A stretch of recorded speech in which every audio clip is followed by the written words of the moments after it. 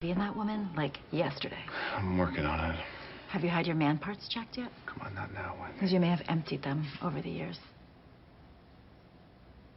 My room is next to yours. My room is next to yours. I can help you grow it. Star-packed dramedy, This Is Where I Leave You brings in the laughs and $12 million this week. So what? You gonna stab me now with that big knife? It's gonna bother me too for a long time. I know it will. How much is it gonna bother you? I take that knife away and stick it in your neck. Could you really do that? Yeah, I really could. But I'd rather not. Find the man who did this. Liam Neeson's action thriller, A Walk Among the Tombstones, took second place at this weekend's box office. Why won't you tell me what's out there? It's not to protect you, man. But you're ungood. You guys can't just keep me here. Can't let you leave. Why not?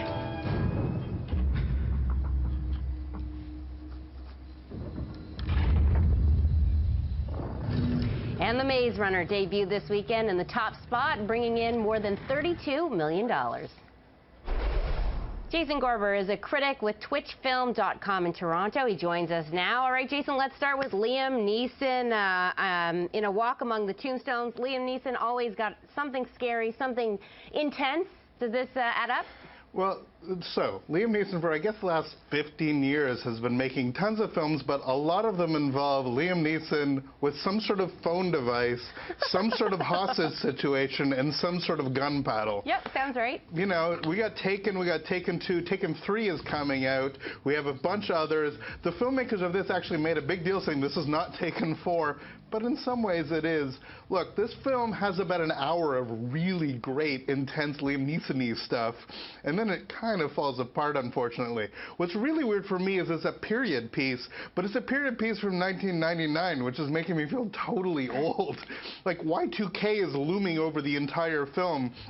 And there's this whole notion that the internet's new and he's not really comfortable searching for things online. So it's this weird, gritty 70s style film, but as I said, set in between 1991 and 1999 as a total period drama. Look, it's okay. Liam Neeson is fantastic at doing this stuff, and like making fun of him doing this stuff is like making fun of Clint Eastwood for being in yet another Western.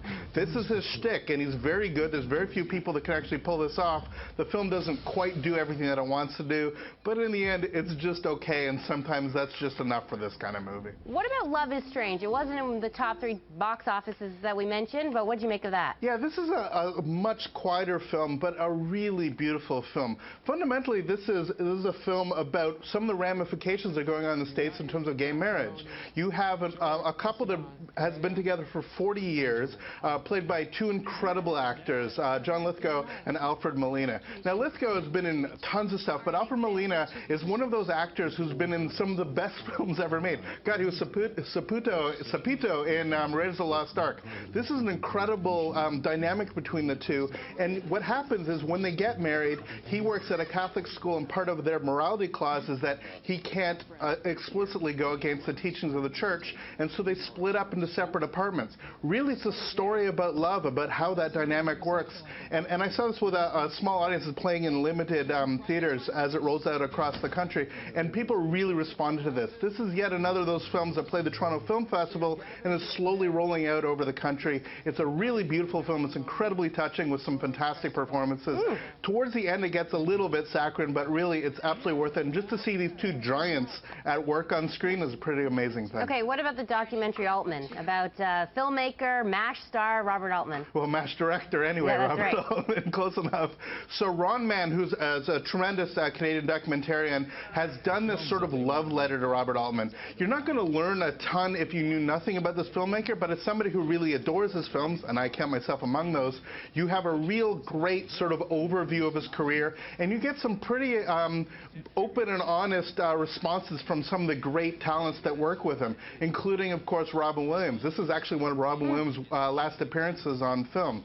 So as a documentary, it's a really nice overview that shows sort of his chronology of his his career, and just what he did, what it is to be Altman-esque, what it is to tell a film which has a bunch of dialogue that all interlaps and these incredible stories back when studios would take real chances on auteurs like Robert Altman. It's definitely worth checking out if you can. Yeah, because you mentioned Liam Neeson has his shtick, but Robert Altman also has his own shtick that he's famous for. Absolutely, but I mean, he would do all kinds of crazy stuff, like he did, again, Robin Williams, he did Popeye, Yep. did a big, massive musical that he shot in Malta. But if you look at the classics, stuff like McCabe and Mrs. Miller, The Player, Shortcuts, truly some of the great films ever made. And if you look at a film like Nashville, which if you've not seen, it is definitely something worth checking out, so you can see how stories can be all compartmentalized and yet meshed together. That's what Altman-esque means to me, is truly great film of everything coming together. Jason, on that note, this is where I leave you. We didn't get a chance to talk about that one, but pun intended, this is where we leave you. Thanks so much, Jason Gorber.